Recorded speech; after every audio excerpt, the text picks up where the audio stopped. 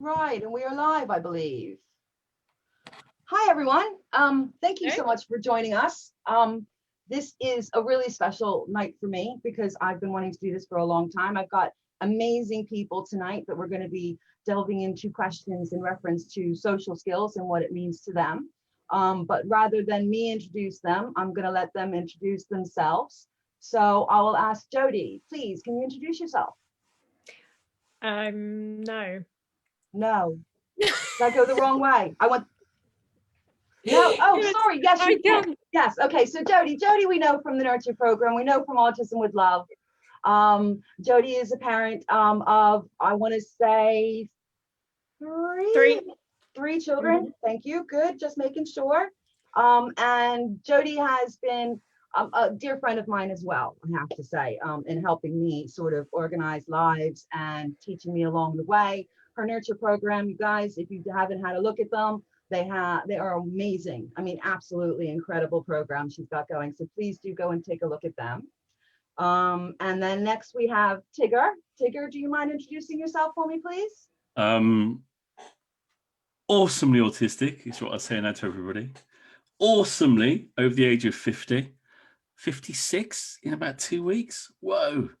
My first career was where I love. I was working in education, residential based provision, and then college based provision, and I left 7 years ago and just started going freelance, which I love. But the journey I'm on now is relearning, undoing a lot of that initial education I had, relearning, which is what I'm doing tonight, rethinking, and also, yeah, just experiencing myself as awesomely newly identified autistic 56 soon to be young man, and loving it on the whole. It's tough, but loving it.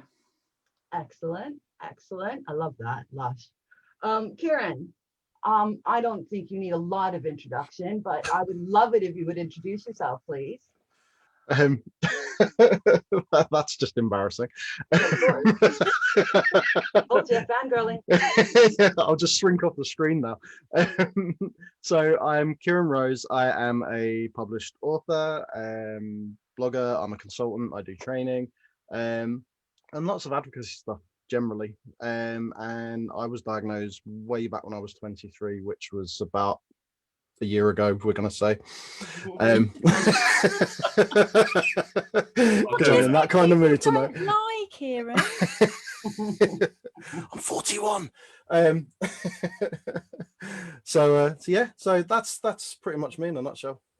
Excellent. Thank you very much for that.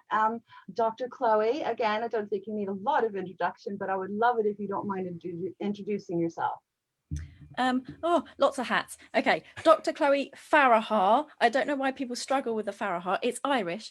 I'm a social psychologist and very interested in stigma reduction. But the most important hat, I guess, for today is I run Aucademy, so the educative platform where we educate about autistic experience from only autistic people. Brilliant. Excellent. Thank you very much. We'll bypass introduction with me. No, I'm kidding. So I'm Bobby, and I'm a parent. I'm also late diagnosed, or soon to be, I should say, late diagnosed. Late realized is what I like to say. Parent to two adult children diagnosed. Well, one's diagnosed autistic, the other not necessarily, but is.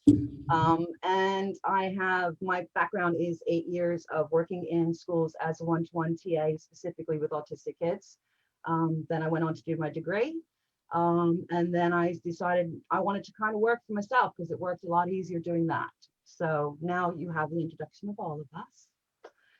Tonight's topic is basically we're going to talk about social skills.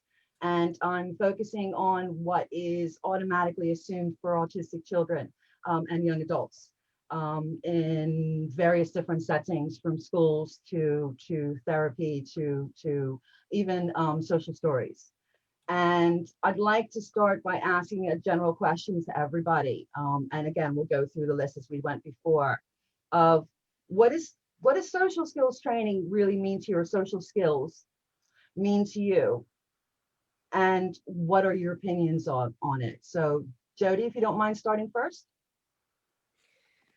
Well, I have to say this, my opinion on this is completely different now to what it was 9 years ago, when my children were seen by consultants and psychiatrists and pediatricians, and we were first learning about it, you know, through school and nursery. Those kind of skills and outcomes and goals were written into IEPs without a care in the world. And you know, as a learner and a beginner, I just assumed that it was the norm, and that's what we do, and that's what we teach autistic children. I hadn't fully kind of comprehended that actually those kind of learning programs were designed to change our children. And so I think for a couple of years, I kind of went along as, you know, yeah, you know, she needs to learn how to play, and she needs to learn how to interact with other children, and she needs to learn how to share her things and talk to people. And it was the kind of the information that I was fed, I was led to believe was just completely normal. And we have to bear in mind that this was all fed to me through professionals, probably with no actual autistic experience. And that's why it's been an absolute turning point in my life to have met so many autistic adults, because not only did I actually learn about myself, I learned that everything I learned through the professionals was completely and utterly wrong. Yeah, your situation is very similar to mine, exactly the same, pretty much. I could say that verbatim. So I'm going to move on. I'm going to ask Tigger. You mentioned you were in education. Again, same question for you. What is social skills training or therapy mean to you, and what are your opinions of it now? I was that professional. I was that professional with design stuff. I was that professional that would look at what the needs of a particular individual was. I've done the social stories, you know, I'd had the books, the CD-ROMs, the templates, and so on and so forth, because that's what I then knew to be right.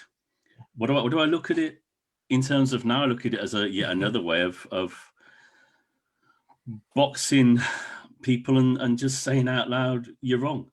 Yeah. You know, boxing saying you're wrong, you're not normal, there's something different with you, you're bad, you have to adhere to what we say because we are the best and we know more than anybody else does.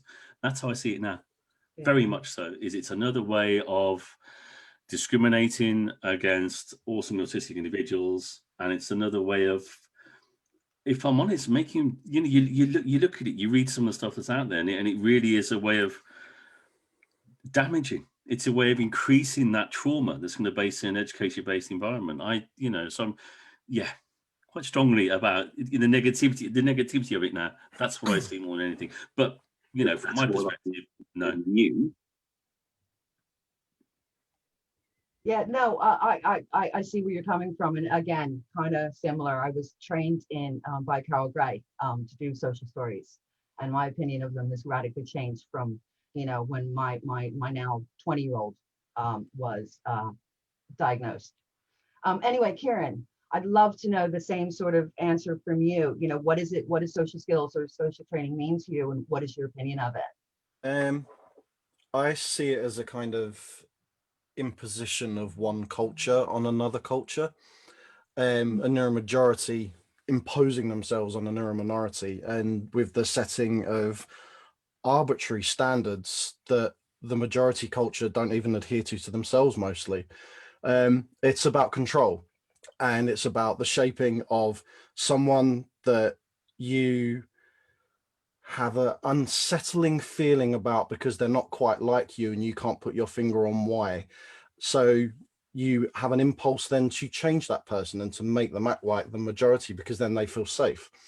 And that's effectively what it is. But it's invalidation, it's forcing masking. I've said it, we've only been here 3 minutes, I've said it already, but this is, you know, this whole conversation is going to be about masking, really, and stigma, which is Chloe's background, you know, so all of this is very much wrapped up in those two things. Yeah. And it's fundamentally wrong, absolutely fundamentally flawed, and it's completely imbalanced. There is no balance to it. It's all weighted to one culture, and it's not taking on a balanced view of about, you know, crossing cultural barriers and establishing safe grounds for everybody to act in particular ways that are necessary to them. Yeah, excellent. Dr. Chloe, may I ask you, what is your understanding of social skill training? Do you come across it in your work with autistic people, and what worries you most about it? Yeah, so when I was thinking about this, I know very little really, because I largely support autistic adults. But from what I've seen, there are various methods of trying to teach neurotypical communication to autistic people, largely children. That's what it looks like. But saying that, so that question of, do I come across it with the autistic people that I might support, and things like that? Not as such, in the sense of the way I've understood it is literally little stories, like story books or something like that. So anyone who's actually ever looked at these different methods of social stories, I'd actually like to know what methods there are. So where I say not as such, there is, for instance, one social groups. There's a couple of social groups for autistic people at the university that I work at, and they're both quite different from one another, but they're both really valuable groups for the autistic people, you know, autistic students who want to join them. But one of the social groups isn't run by autistic students, or, I mean, Annette and I are no longer students, but we still run one of the social groups. The other one, we don't run it. It's run by neurotypical people who are hired, you know, they're part of the university, so they're not students, and they're great people, really kind people who've tried really hard to understand the autistic students that they're supporting. So they mean well, but I remember being that group being explained to me as a social skills kind of group. Yeah. And that the idea was even things like teaching them skills like going up to the bar for a drink and things like that. So our group, I don't think in the few years that I've run it, we've ever been to a bar on purpose anyway, and things like that. So it's a very, very different group to ours. And I found that quite kind of distressing, the idea that that was the purpose of that other group. Whereas for our group, obviously it's online now, but regardless of online or offline, authentic communication is encouraged. So it's not that we're going to teach them anything. We might teach them that you're allowed to communicate in your way. So now that it's online, that's a lot of me and Annette making sure the chat box is manned for the ones that are situationally mute, for instance, so that they get their voice heard, all that kind of thing. In terms of what worries me about it is, even with my basic understanding of how social skills or social stories, are, what methods there are, what does worry me about it is it's a bald-faced attempt to try and make autistic people and children communicate in an inauthentic way, and particularly because it's a way that goes against our neurology. It focuses on the wrong communicator. It focuses on what frustrates me is that even if people understand at a basic level that autistic people process differently, our brains are different in some capacity, how do they think it's going to be that easy to make our neurology different by teaching us these sort of social stories? So that kind of thing worries me, that the onus is being placed on only one side of the communication. It's interesting that you mentioned the two different groups as well, because as a TA, and as a specifically one-to-one TA, that I did do a lot of extensions of SLT and OT that were social skill groups. And they were exactly like you said. It was a matter of teaching children the neurotypical ways of doing things, and it was, you know, teaching them how to take turns, and, you know, all of these prescriptive things that now when I look back actually kind of make me feel a little bit, oh, you know, no other way to describe it, but a bit icky. But anyway, yeah, no, thank you for that. So I was thinking that I'd like to go into some questions, because I'm very aware of the time, and I know that, like I said, there's quite a few of us, and I don't really want to sort of miss anything out as such, and I don't want us to go on too long either. So if it's all right with you, I'd like to head into sort of a specific questions for each of you. And again, I'd like to start with Jody, if that's okay. So you spoke about being a parent, as a parent, your experience of the social skills in reference to children and EHCPs. So as a parent, did you come across that being forced into your children's EHCPs? And then also as a consultant helping other parents, you must come across that time and time again. Every day. Every day, every EHCP I look at, every IEP I look at, there is always an outcome to try and change some aspect of an autistic child's developmental behaviour. And it frightens me, because most of these are parents that were like me when I was believing the professionals 10 years ago. And at that time, 10 years ago, I was like, oh yes, brilliant, they've put social skills in there, you know, they think she needs it. But I didn't know any better at that point. And so we still have a generation now who are thinking like I was all them years ago and don't know any different. Yeah.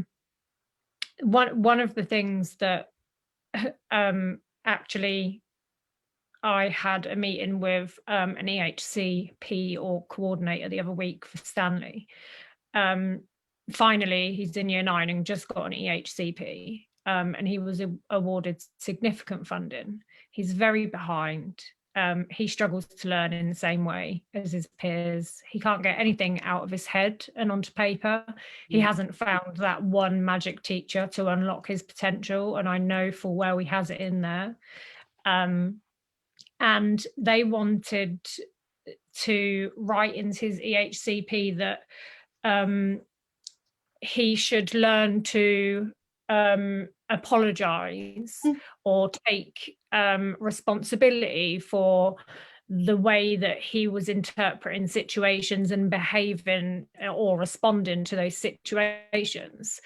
And I said, absolutely not. There's no way that that's going in his EHCP. In fact, you can write in the EHCP in the outcomes that the teachers need to understand his way of thinking and his way of interpreting that. And they need to change their behavior so that it doesn't impact on his mental health and that he doesn't feel like he has to mask and be somebody else when he's in front of that particular teacher who takes a specific disliking to him just because of one of his differences. And actually the SENCo that was sitting in that meeting and the EHCP coordinator, I saw it in their faces. The light bulb moment that they both had was really visible. I could see, and they, I understand that. Yeah, okay. And that absolutely will not go into his EHCP. But it's everywhere. It's everywhere. So you must have to take parents on a journey too, then, because the parents you consult, they must not realize that, you know, they're where we were 10 years ago. Yeah. So I've got working with a family at the moment, actually, Charlotte, and she's given me specific consent to talk about her situation and her journey. But her EHCP or her son's EHCP, it was quite comprehensive in that there was a lot of information written in there, but most of it and most of the kind of really important things that were trying to change her child were really buried deep and hidden in the wording. And when I kind of picked up these things and showed her them and told her the other way that we needed to look at it, she was like, oh wow, I never would have realized that that's what they were trying to do. So really these documents need complete unpicking. Yeah. because it's just, some of it is absolutely just terrible. It sickens me. Yeah, I can imagine. Definitely, I can imagine. Sorry guys, I'm going to move on purely because of timing, and I really want to make sure we get everybody in. So, Tigger, again, I'd really like you to expand on your teaching experience and what, because I know you were kind of like me. You've said that already, that you were that person that sort of delivered, you know, the sort of social skills and written the social stories and things like that. I'd love you to expand more on why you feel differently specifically now, if that's okay. Yeah, you ride upon, I think, what you believe is to be, I'll use the term best practice. You ride upon what I believe, you feel is you've had the best training, you've been on the best courses, you've read the best books, you've downloaded the CD-ROMs, that kind of jazz, and looked through it. So way back when I was doing this stuff, I believed that it was, the bee's knees. Yeah. Everybody was talking about it. It's what you did. Everybody was talking about it. So Julie, you follow along because that's what you think is the right thing to do without really thinking it through. I was young. But now what I see is of a neurotype, a mindset, a culture, an identity. And I see again that what's happening is a group, the professionals are as ill-informed or misinformed as the parents are, and that's where it's going wrong. What information are teachers getting at teacher training? What information is being passed on to TAs and so on and so forth? It's not the right information. It's outdated. So what I see now is an imposition. I see something that multiplies the trauma that somebody's going through in school, in an educational environment. But I also see damage to families, because it's saying to parents, your child is wrong and you're wrong. Yeah. And that's devastating. So to me, I see an imposition of almost somebody else's culture, somebody else's way of thinking. And if you look at already how complex the school environment might be from, a sensory viewpoint and so on, then what I see now is you're impounding, compounding, expanding, dumping it on loads of stress, loads of trauma. And as I'm sure Kieran will get to, because it's my favorite subject as well at the moment, I love learning. It's coming. You're being told not to be yourself. You're being told you cannot be yourself. And that's now repulsive. That to me now is totally wrong. I am, as you've seen on some of the journeys I've done and things I'm exploring at the moment. And, I'm trying to look up my maths. I'm trying to work out when I feel the most comfortable to play with Bootac like mad, and with others I'm not. I'm kind of hiding it and thinking I shouldn't.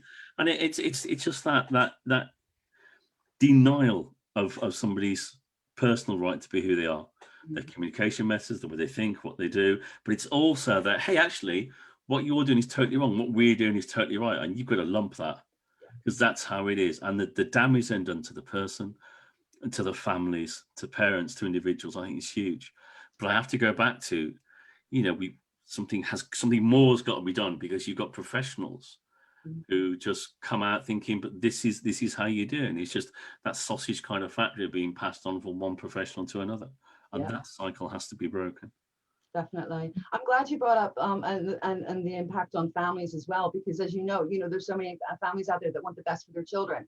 And if they're being told this is the way you do things, they have a tendency to then mimic it at home, or expand it at home, or take it home and think that I'm just doing better for my children because I'm doing the same thing they're doing in school at home. When in actuality, possibly you're not giving that child anywhere to breathe. And you've got that bit where, that person is there with the white coat and the clipboard per se, whatever kind of job position they fill, with that, I'm totally right, you're totally wrong.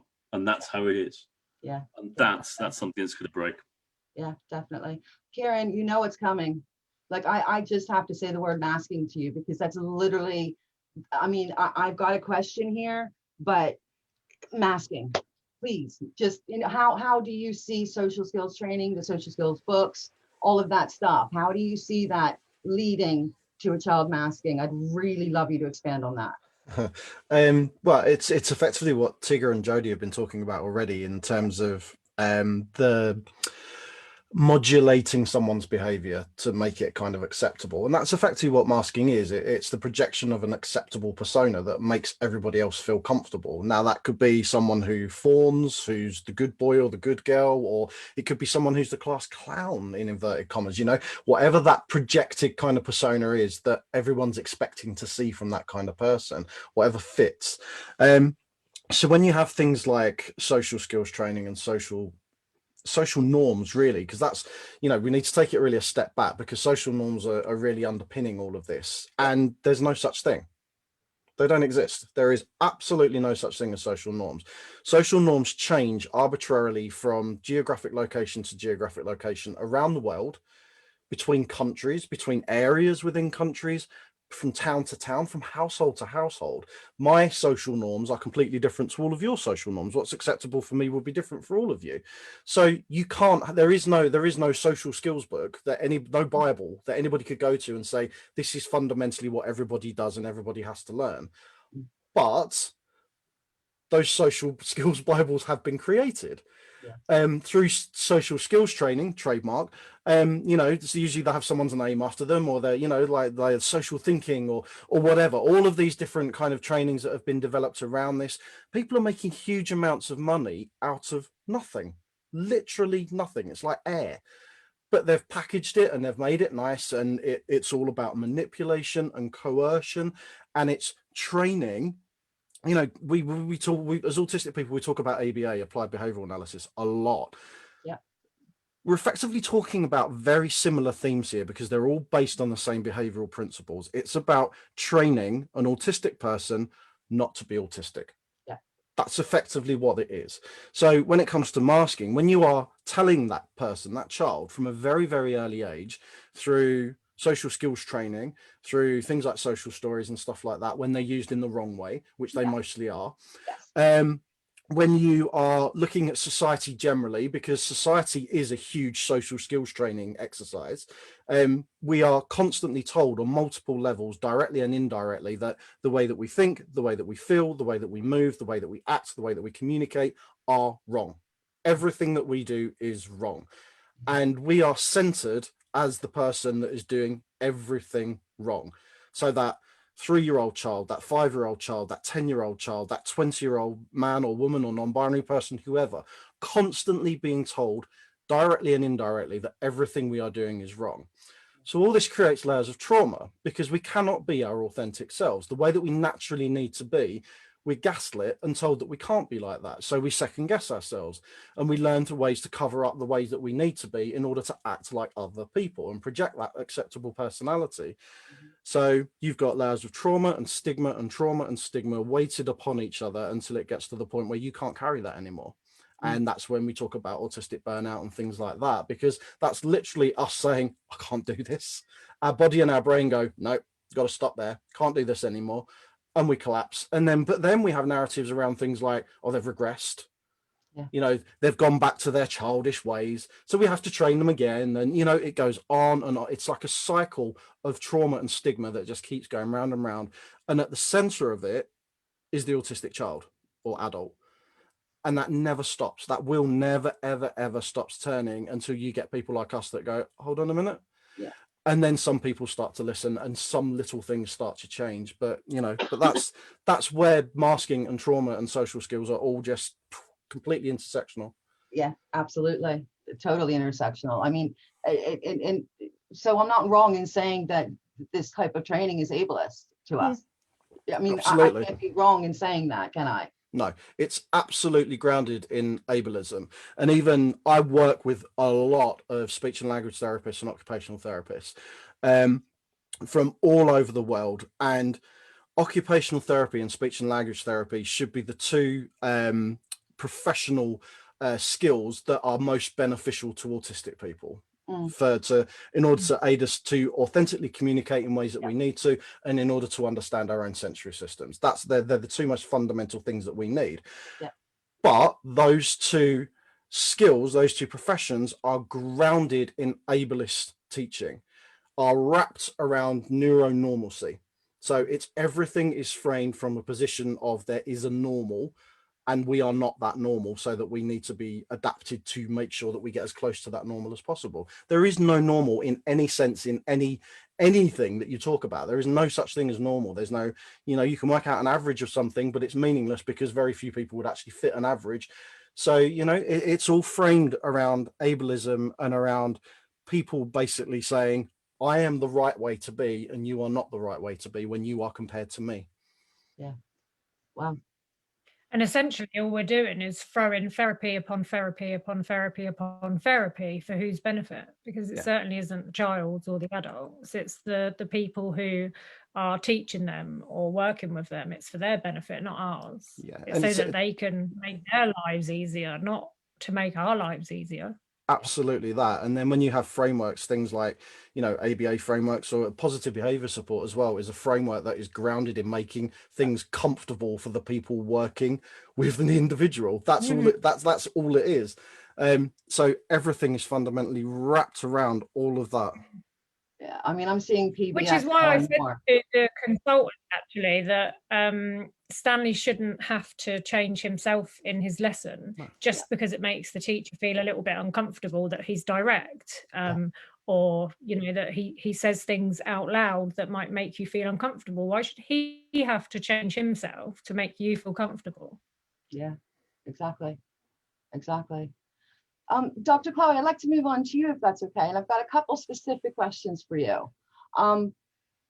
Bear with me because I've written them down. Okay, so what about, you talked about how, what your understanding of social skills training is and whether or not you've come across it in your own and touched upon the two groups and what worries you about it.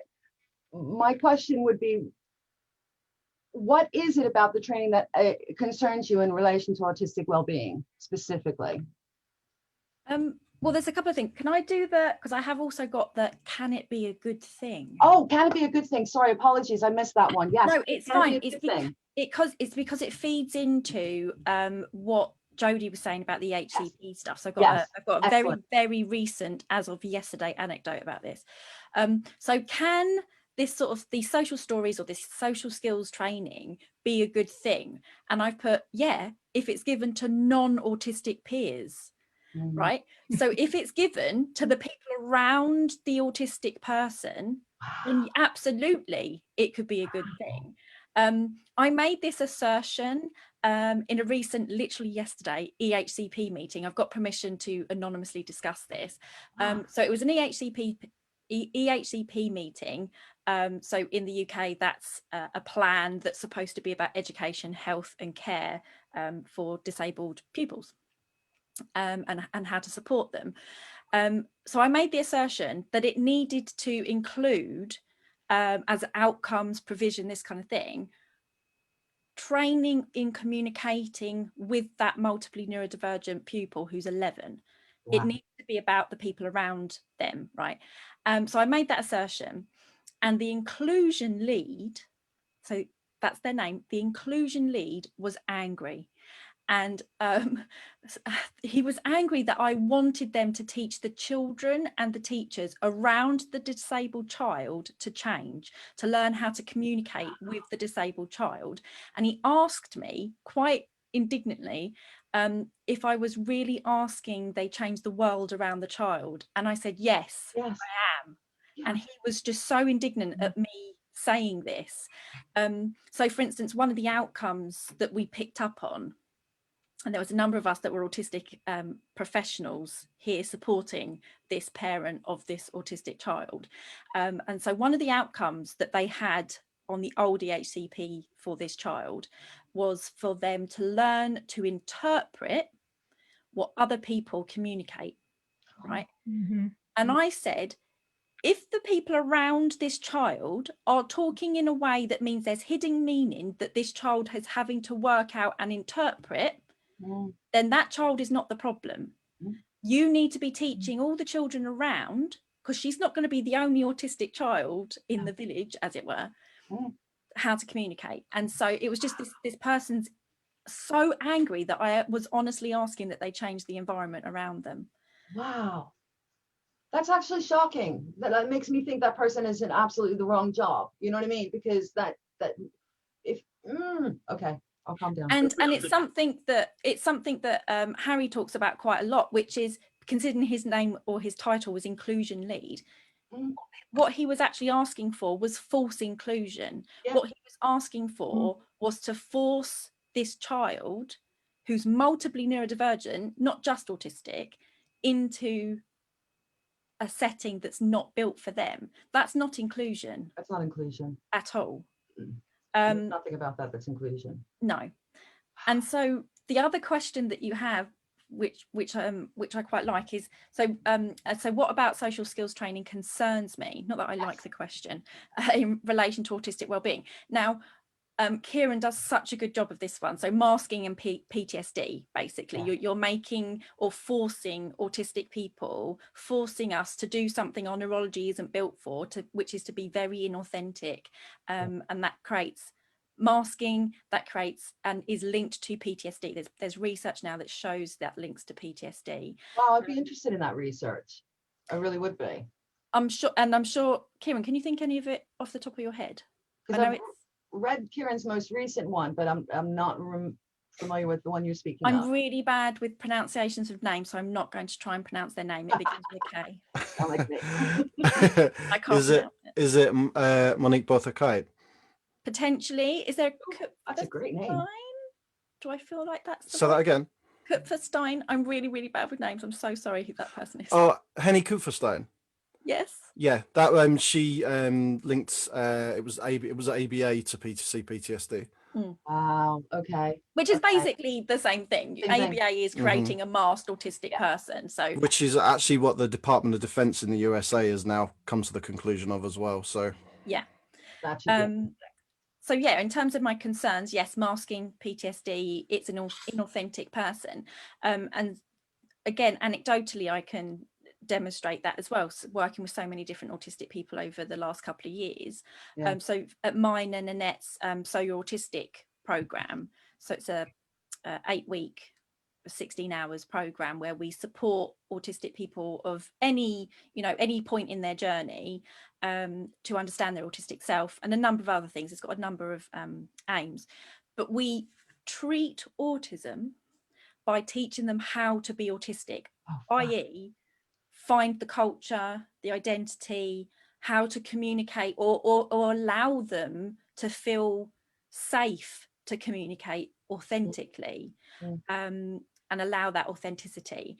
And we see that what we try to do there is the best thing for their well-being. It's belonging, which is completely different to fitting in. Yeah.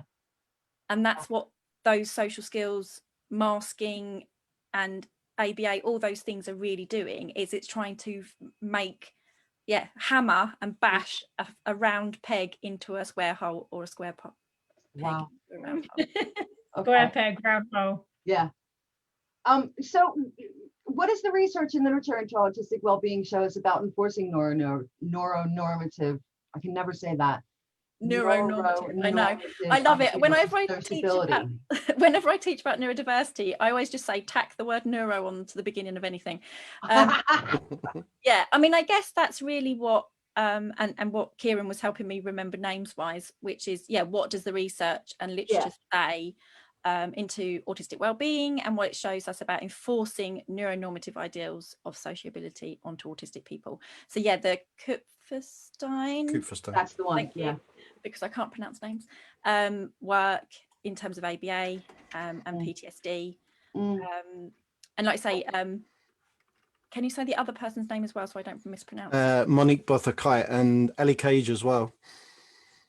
Yeah, so just demonstrating that issue in terms of because I guess the research kind of mounts up when you look at what we're talking about in terms of ABA and PBS. I mean, it must just stack up on top of. Do you know what I mean? Does that make sense? Yeah, and I mean, on Academy, we will actually be having Monique on discussing stigma and minority stress and their work. Brilliant. Looking forward to that. Fantastic. Okay, so I mean, I've got a couple of final questions that I'd like to sort of ask you all for you to consider answering. each of you don't mind. Sort of just to, I'm looking at the time, we've got about 15 more minutes, because I'm thinking if anybody's got a question from comments or something, that maybe possibly we could also throw one of them in as well, possibly.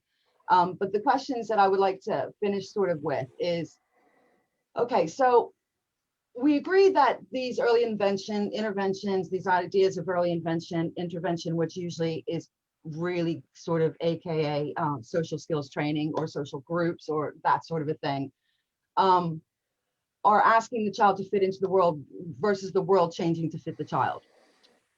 So what can we do? I mean, as autistic advocates, you know, how can we bypass this sort of arrogant neurotypical system of teaching, you know, a non-autistic way of being to autistic people and to autistic children specifically?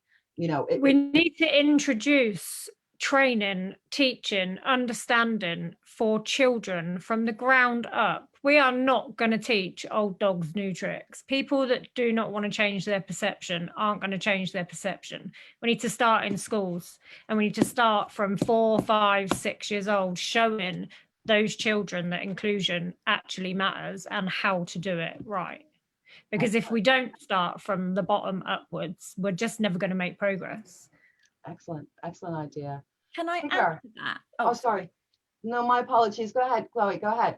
Well, yeah, because when I was saying this, like I say, there was a number of us in this EHCP meeting. So when I was saying about how they needed to teach the school, the whole school system, because it was a mainstream school, and basically they ended up almost just admitting that they didn't have the ability to support this pupil. And what worries me about that, what upsets me about that, is that those children in the mainstream school are never going to be around difference. They're not going to learn about the beautiful difference that exists in the world of all these different ways of thinking and being. And it's just making these molded, not even the children's fault, but almost creating these little factories for ableist adults. Because they're not around these beautiful children where they get to learn about that difference and how we communicate differently and things. And what was frustrating was the way this person, and I've been corrected, not corrected, but the person's just messaged me and said they were also the autism lead. Not only were they the inclusion lead, they were the autism lead. Oh no, I've lost my train of thought. Sorry, apologies. No, that's not your fault. How we're making them into little robots. Yep. Nope, and I'm gonna, sorry, I'll jump in, Chloe, while you try and remember. But I say this all the time. When I was younger, I was absolutely scared and terrified of disabled people. I was never taught about them. If I saw disabled people, you know, visibly disabled people on the street, I would avoid. I would be worried to talk to them. I would be worried if they came near me, because when I was a child, I never saw it. I wasn't ever introduced to it. I wasn't ever taught about it. I didn't know what it was. It was the unexpected. And I vowed, when I realized that my children were neurodivergent, that nobody would ever feel like that about my child. And actually, I can say now that people with disabilities, whether it be physical or mental, they don't scare me anymore. I'm afraid anymore. I understand. I've learned about it myself. I can look it in the face and not be, you know, intimidated by it or whatever the correct word is there. But yeah, we need to start, teaching children what you just described, Jodie, is, so that's more of my background, which was intergroup contact, right? So this is between two groups. You've got an in and out group that happens naturally. That's just what, that's just what human beings do, and that doesn't have to be a problem. When it's a problem is when there's obviously prejudice and discrimination between or across those groups. What you just described is that if you don't have the confidence in contact with a so-called out group, i.e. a disabled person, or it could be a black person, it literally any so-called out group to you, you have such anxiety that you're going to make a mistake, Yeah. that you're going to Yeah. say the wrong thing. And instead of having a good intergroup contact with that person and a good conversation or whatever, you're too busy worrying, I'm going to say the wrong thing, I'm going to be accidentally racist, or I'm going to be It's the accidentally internal dialogue.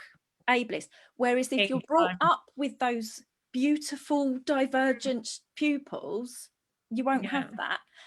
Kieran, I just remember my final point that I had that I lost, Okay. which was when I was getting frustrated with this inclusion and autism person.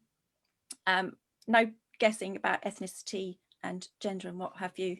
I bet you can, of this particular person. But when he was so indignant that I wanted the world to change, as if neurodivergent people are this tiny minuscule population of people that we shouldn't really have to accommodate for, because they're really not that big a deal. And I didn't end up making the point, because it's one of those things you don't process it in the time when you're autistic, and it's so annoying. But for perspective, in the UK in I think this figure was from 2020 or maybe 2019, there's over 67 million people in the UK, and the estimate, and so it's only an estimate, is probably much higher, of neurodivergent people is over 10 million. Now 10 million neurodivergent people is not a drop in the ocean. No, it's not. So yes, we need to be understanding of difference. Yeah, I mean, that's kind of what worried me. I grew up in the 70s in America, where there was a divide. There was no such thing as inclusion at the time. I mean, maybe in reference to the undiagnosed autistic children, but anybody with any kind of disability just was not in existence. But my best friend who's passed away now was Downs, and she was my best friend from when I should say Terry was trans and Downs, but from when I was about 4 years old. So I didn't know, you know what I mean, that other people didn't understand difference. I just thought that everybody understood that there were people that were different, you know what I mean? So it's quite interesting to hear your viewpoint there, Jody, you know, because that would be accepted, you know, that would be the situation. If you're not around it, of course, like both of you said, you're going to immediately have anxiety about it, whether it's fear or just pure anxiety. There's going to be some sort of issue wrapped up in that. And the only way around that is true inclusion, but not this forced sort of inclusion that we are currently going through. Kieran, any thoughts about the future? Well, I mean, I just want to add a little bit to what Chloe and Jodie had said there, and I do apologise, Tigger, because that was actually your question, the last one was.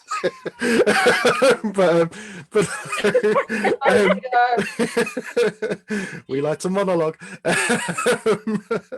But to kind of reinforce what they were saying and add a bit extra to that, there's a researcher in the US called Noah Sasson, who is doing research into what's called thin slice judgments. So basically what he's discovered through his research is that non-autistic people make judgments about autistic people even when they don't know we're autistic. It's that kind of energy exchange, you know, the visible body language. It's that ingrates this kind of fear and standoffishness, and you know, you're not like me and I know you're not like me, and even if I don't know why, I don't like it. So, you know, and that creates negative judgments. It's literally like reading a book, judging a book on its cover. And all of that is reinforced in what Jodie and Chloe kind of said there, especially the gentleman that, gentleman's not the right word, the person that Chloe was talking about, in terms of that is a non-autistic person making judgments about autistic people and otherwise neurodivergent people, and then reinforcing that in his professional capacity. So he has an implicit bias against the people he's supposed to be serving. You know, you can't be inclusive if that's the grounding of who you are and what you do as a profession. It's completely and utterly flawed and wrong. Absolutely. And you know what just literally rang in my head as you were saying that as well is, how can you double empathy must be like amped up even higher. Because how can you have, there is no, it would be like this. Yeah. And that's the thing, we were, the autistics in that meeting, because there were 4 of us, including the mother, you know, we might as well have been talking a different language to them. Well, you were. I know. You see what I mean? It was such a, they just didn't, if to us it's common sense, it's everyday life, but to them it just was just bizarre. Yeah. Tigger, we interrupted, everybody interrupted, and I'm so sorry for that. I should have, I did. That's That was my fault. Well, I'm so sorry. Just but I mean, listening, it's lush. I was going to say, you know, from an educational point of view, you know, being a teacher and being in that position, can you see how this change of like Jody and Karen and Chloe are all saying of starting young and getting them, you know, getting the change around the child, not change the child. Can you see that actually? Very much so. I was, yes, very much so. I was going on to say that we've now got a generation to support, educate, instill these gorgeous, you know, viewpoints, ideas, you know, new akin to educate and so on and so forth. But part of me does also think that I think this is a positive byproduct of the pandemic. It's Zoom, it's Teams, it's this. It's where you have a group of individuals, parents, families, and professionals. Because there are some professionals out there that I know that put their hands up and go, I want to learn. Yeah, embrace, hi, how are you? Yeah, not as many as you want, but there are some professionals out there. And I think what this is doing is this is beginning to break that cycle and to break the hold that there is on belief systems and educational training and viewpoints and so on.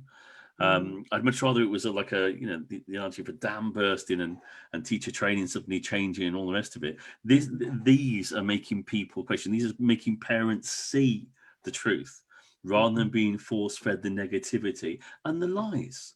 And the predetermined lies that have been put down by all the misconceptions of what, you know, all those years back as to what people have said, this is what, you know, autism is, yeah? All those.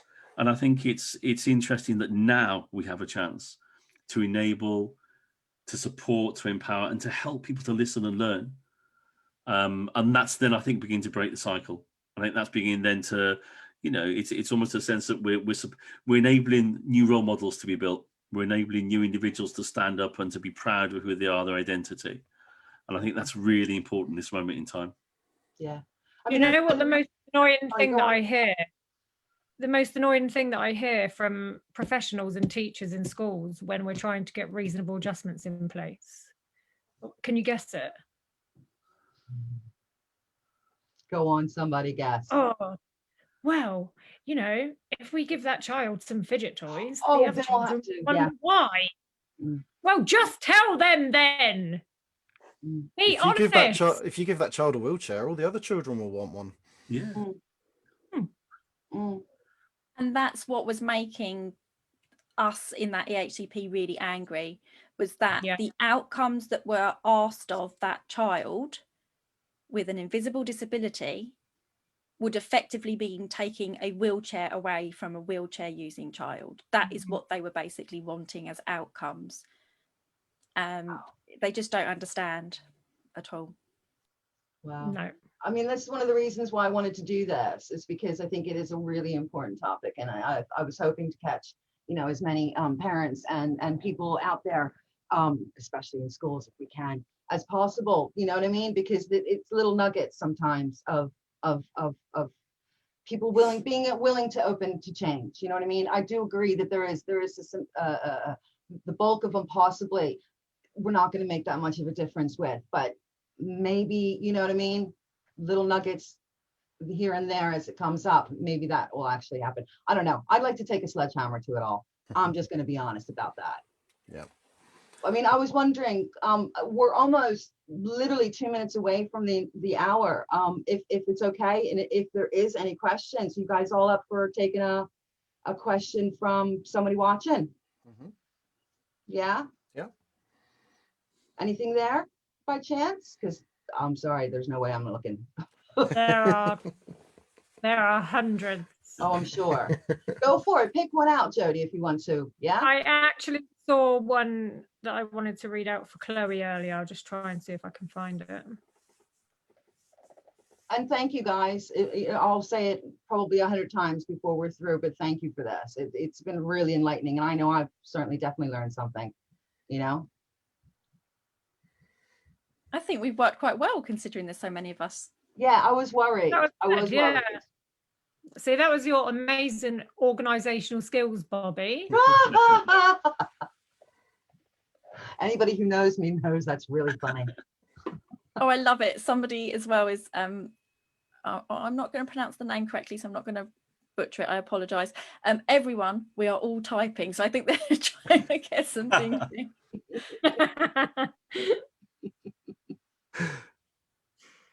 Oh.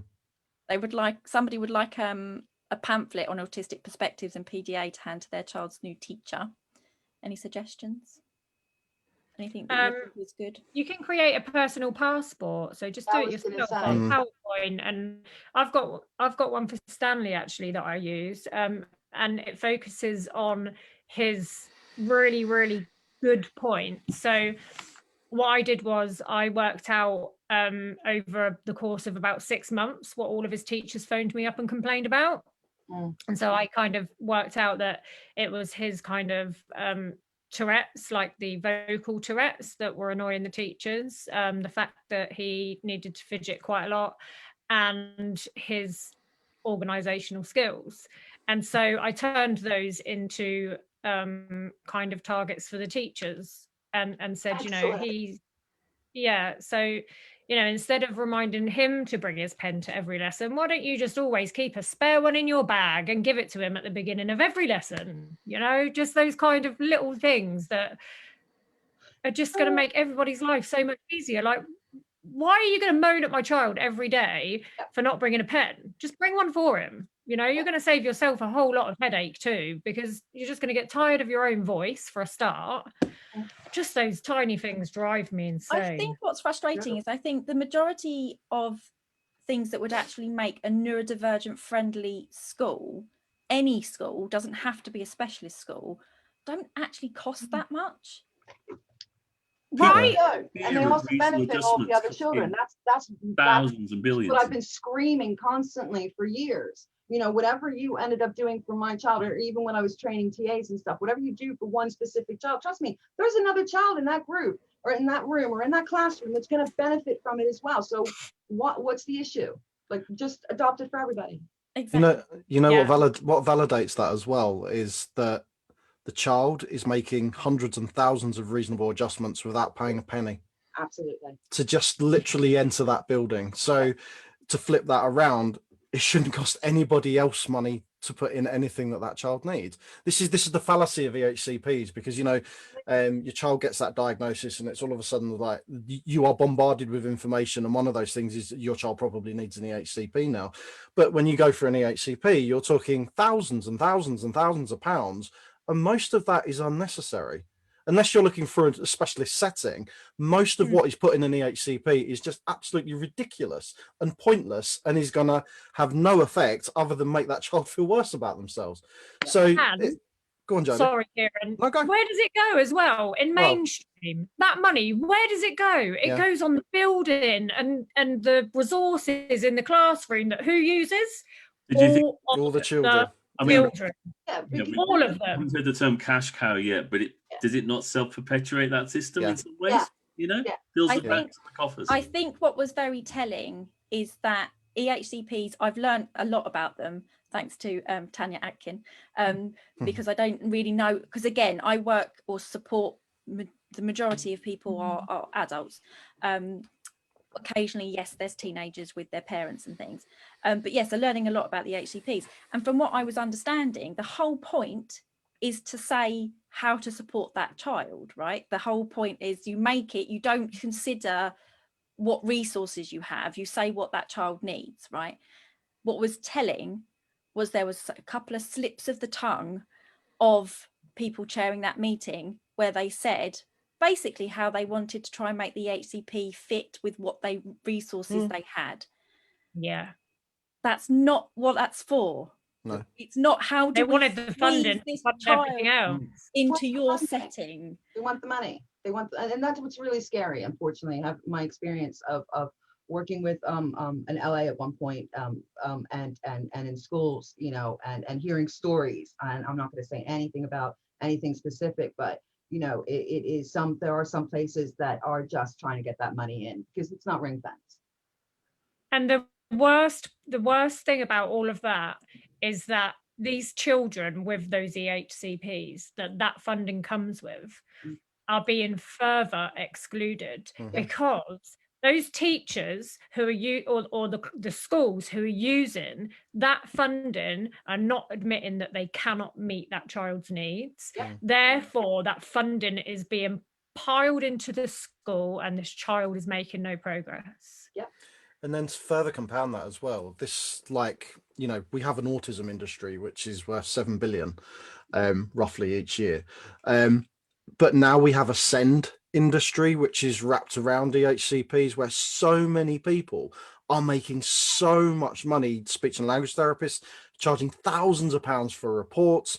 You know, you have people, you know, you have people like Jodie and like Tanya who are working on the ground and not ripping people's eyes out in order to support them.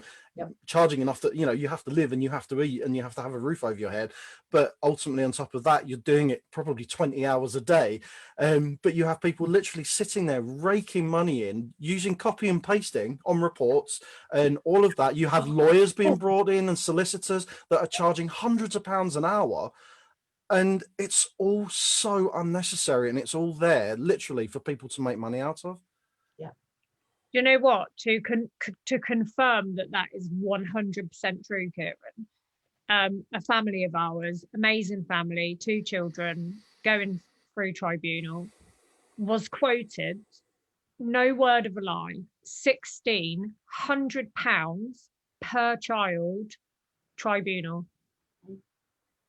It's ridiculous. It's crazy. But these are the systems that are set up by the world that we live in as well. We helped her for a fraction of that cost, like minuscule fraction of that cost. Exactly, and we have the benefit system is set up in exactly the same way. The care system in the UK is set up in exactly the same way. That it's such a confounded, confuddled, obfuscating mess that people literally just sit around it and rubbing their hands, pulling money out of it, literally hand over fist. And, you know, and it's people like us that are the ones that need the support. It's parents that need the support. It's children who are like us that need the support, adults, whoever. And we all sit at the heart of this. We see none of this money. Yep. We don't get any of the real support that we need, but all these other people are making a fortune around us. And we've completely gone off of social skills, I've just realized. I know. I know, but it's okay. But I think what's ultimately really frustrating is the amount of money that must be pumped into these sorts of EHCPs and things like that. Yeah. Just put it into making the whole school inclusive. You will save a fortune, and you will create a accepting, diverse group of pupils, as opposed to, like I say, little factories pumping out against their will ableist adults. You know, because they just who's that going to hurt? Because it isn't going to hurt any of the students in that school if we make it inclusive for all. But if we don't make it inclusive for all, it is going to hurt a fraction of those students. Yeah. And those are our autistic and neurodivergent students. Just make it inclusive for all. Job done.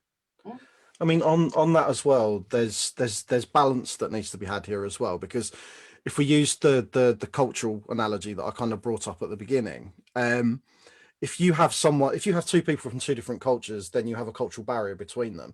So there's middle ground that has to be met. But at the minute, it's the minority culture that's doing all the work to meet the needs of the majority culture. Exactly. So I am for social skills training if everybody's getting it and it's balanced. So autistic children are shown, these are non-autistic people. They do things in this particular way. They do it for XYZ reason, which we can't figure out because it's just weird. But this is what they do. You are autistic. You use your own autistic social skills. You socialize in your own unique, authentic way, and that's okay as well. But and you do that the same for the other part, the other group as well, the other culture as well. So you have that balance there where everybody is taught about this difference and about the fact that different people communicate in different way and socialize in different way and have different social expectations and have different social motivations and all of those kind of things. So you get balance there when you're doing that on an authentic level playing field. And that's such an autistic way of looking at it, because we don't do hierarchy. And that's really what this is. We're talking about hierarchy here. We don't do that. We have shoulder to shoulder. We sit alongside each other, and, you know, there aren't leaders and there aren't people at the bottom. It's just an equivalence that doesn't work for most of us. So you need that balance there. And that balance is currently not there. It's completely weighted sorry, in favor of the neuromajority culture. And I think it's unfair and kind of cruel to the neurotypical children as well. To it's almost like insulting them that because children can pick up and understand things in relatively quite young, right? Yeah. And I'm thinking we did a day event about neurodiversity where everybody from these mainstream schools, there was a few neurodivergent pupils within that those 3 schools that we did the event with, and they all had to work on their own personal challenges and strengths and talking about them, as well as the ones that neurodivergent types might experience. But it was all about understanding and accepting that everybody has challenges and strengths. And the evaluations at the end from 11-year-olds were beautiful. It was, I really am going to appreciate difference better now, or I'm going to try and be kinder, and things like that. It doesn't take much with those children. No, it really doesn't take much for those children at all. It definitely doesn't. I mean, and that's I see there is benefit in some of the social skills, and specifically social stories. I do see benefit in them. I do see there is a good in them, but it's the way that they've been delivered. It's who's delivering them and the way they've been delivered. So, for example, you know, when mine were younger, they dealt very well with the social stories that I created were only about a situation that they were unfamiliar with. So it was transitioning to a new school. It was, this is your teacher, this is your classroom, this is this. It was all explanationary. I guess that's a word. I make up words sometimes. Or it was, the very first one was, he'd never been to a barbecue before, and it was a very big Jamaican barbecue party with steel drums and stuff. So it was explaining all about that. But it never dictated behavior. It never tried to make, I can never say that word, make more normal. Yeah. So I see, and I love the idea of a dual system going on where, you know, the whole class is getting some sort of social skill training that is, you know, about the child that's neurodiverse, but also, you know, the child that's neurodiverse is learning about themselves and their own autistic autonomy. And that's the thing as well, because I'm thinking, yes, we had these lovely responses from the 11-year-olds who were majority neurotypical, but you know how important it was for that one little autistic girl that came in and did the mindful stimming in amongst her peers. Yeah.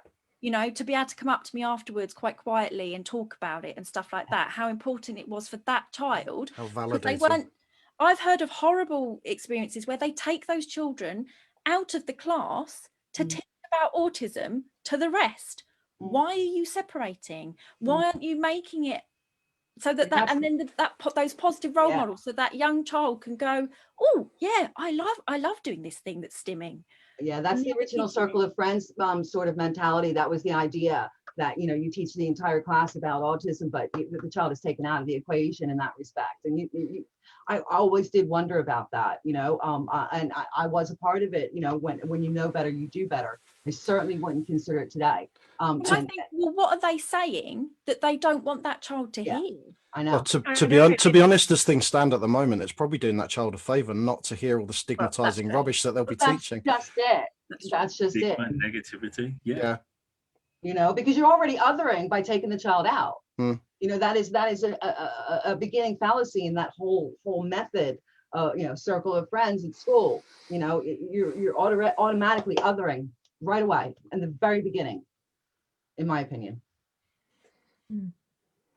Anyway, was there any questions, or guys, do you want to end this? I mean, we've gone almost 15 minutes after, and I'm very aware it's a Friday. You know, the comments are overwhelming me. I can't look at them anymore. Yeah, I'm going to say, I'm going to say, let's just tie this up now, because I think we're all in a bit of more of a high rather than a low. And I mean, I know I'm sort of. We come back and do a question and answer session. Yeah, that would be wonderful. Yeah. Are you guys up for a question and answer session? Absolutely. There's encore, yeah, encore down there. Right and we on. missed most of the questions. We did. Okay. Cool. Anything something positive to end on. Please, I would love that. Struggle. I have no answer, by the way. No, I've got something. Go for it. Just to say that you know, we've gone quite heavy on professionals here, and that is, you know, we need to hashtag not all professionals. We shouldn't need to do that, but we do need to do that sometimes. So the OTs and the SLTs that I mentioned earlier that I work a lot with, Oh, yes. I do that through the Therapist Neurodiversity Collective, which is a training organisation for SLPs and for OTs and physiotherapists as well. So we have just short of 3,500 professionals within the education group that we have going. Wow. And all of them are there on the basis that they want to do better and they want to do things differently. And so many of them, this is like a repeating theme that comes through. So many of them knew what they were doing was wrong, but they were scared because they had been trained in this way, and because everybody in their profession was doing things in exactly the same way, that you have regulatory bodies that are insisting that things happen in certain ways. And they were terrified of not only changing, but also not knowing how to change and how to be non-ableist in their practice and how to be neurodiversity affirming and all of those things. So, you know, in the grand scheme of things, 3,500 professionals isn't very much because there are millions of professionals around the world, but it's a start. And I've already got people approaching me talking about doing something similar for mental health professionals, doing something similar for psychologists and psychiatrists. And also there are a whole wave of young psychologists coming through that are neurodiversity affirming. We've mentioned a few of them today, but even people that are qualifying right at this moment, doing their PhDs now and are going out into the NHS or going into private practice and all that, you know, if we can get these people when they're young, which sounds really predatory, but I don't mean it like that. But, you know, if we can get on board, if we can get these people on board and understanding it and getting a perspective into their heads that they're not given in their training and in their lectures, then that's how we get real change going on. And it's not necessarily about, you know, us accessing research, because, you know, especially for late diagnosed people, it's like, I want to do something, I want to help, let's take part in all this research. And quite often when you are newly diagnosed, you don't understand the narratives that are underpinning that research, and you don't understand that sometimes that research can actually be negative. So it's about people like us who are working on our level, getting on board, and even the people that are watching, getting on board with psychologists, young psychologists, sending people to the right places, bombarding them with positive information that until it gets to the point where they're sick of it and they have to look at it. No, but stuff is happening, and it feels like nothing's happening because it's glacial, but it is happening. It is moving. We are pushing in the right direction and things are changing. And the more you see things getting thrown up that are anti-neurodiversity and, you know, anti people who are self-identifying and all of that, that's people being resistant to change. That's people feeling threatened because they're losing their power base and they're losing their grip, and what they have been trained their whole lives to keep hold of, they're now losing. It's slipping through their fingers. So change is happening. So I just wanted to get that there, that there is positivity here. It's not all doom and gloom, which is really strange to me, because usually all I talk about is doom and gloom. So. No, but I agree with that as well. It gets people You can have professionals that you know, there are professionals under, they're putting their hands up and they go, I want to do better, I want to learn, I want to change. And my God, do you embrace those individuals in the hope that they will have a knock-on effect to others as well. And I do think that this new entity of Zoom and Teams is partially really pushing that along, because people have had more time, they're accessing stuff, we're doing so much more stuff that, you know, your kin collective that's out there, and people are beginning to realize that they've got to stop doing these approaches. And you're right, some people are threatened, their cash flow is threatened, you know, and they're going to be really resistant about that. But if you take it on board and you listen and learn, wow, it's going to be lush. And it's also not easy to change. It's hugely challenging when you are confronted with your own ableism, in the same way that so many people last summer were confronted with their own racism that they didn't even know existed. You know, so many people are being introspective now. And as Tigger said, it's such a prime moment for all of us to get out there as much as possible and to get in people's faces and to say, look, this is wrong. What you have been doing is wrong. When we use the word abuse, we are not saying that you are an abuser, but that the practices that you engage in are abusive. And, you know, so it's a lot of this is around privilege and people not recognizing what they're doing. But until they have that information, I don't judge people on what they've done in the past. I judge people on what they do when they're handed new information. Yeah. And if they don't change, that's when they need to be judged. If they do change, then fabulous. Yeah, I That always is say, so right. Mm. I actually had an email exchange with a head teacher from school before, and I emailed them saying that, you know, this child was suffering from trauma. The practices that the school were implementing were causing him distress. And after that email, they actually refused to engage with me and called my remarks inflammatory and accused me of breaking the parent-teacher relationship down. And I just said to the parent, I said, that just literally shows you everything. Yeah. They're just not willing to listen. yeah, wow. And I think keeping with that positivity that we've had, though, is that there are the good ones. There are the ones that, and I think so. I've shamelessly linked us all again in the comment section, and at the end of the tags put for training. We exist. We're much cheaper as well than most training of autism, which is an abstract thing. Yeah. And what's really, I think, key is I bet all of you, when you've delivered training, those people who've had multiple trainings across the years have gone, you've taught me something new. I never, you know, they are so used to hearing the same old tripe Absolutely. over and over and over again. Yeah. And they just go, oh my God, that's exactly it. That that's exactly what my child is doing. Right, I've got it, you know, this kind of thing. So it's it's slow, but we're making headway. Not anywhere near as big as Kieran's, like, what was it, several thousand people. You know, I'm thinking of an amazing team in Barnet that keep bringing me back, and they already were beautiful in their approach, but they were just like, we keep wanting the autistic experience and the voice. They want the autistic pupils as well. And it's and a couple of them appear, because it's empowering. That's why I work still with Barnet. I'm part of their partnership for school improvement, because they are amazing. There's Bells. I always just call it Bells. I don't know Bells. I know I'm part of BIPSI. BIPSI is another scheme for schools to sort of, they can get me in for consultancy or training. So for example, next month I'm doing an inset, but not for Barnet schools. But normally that's what pre-pandemic, that's what I did.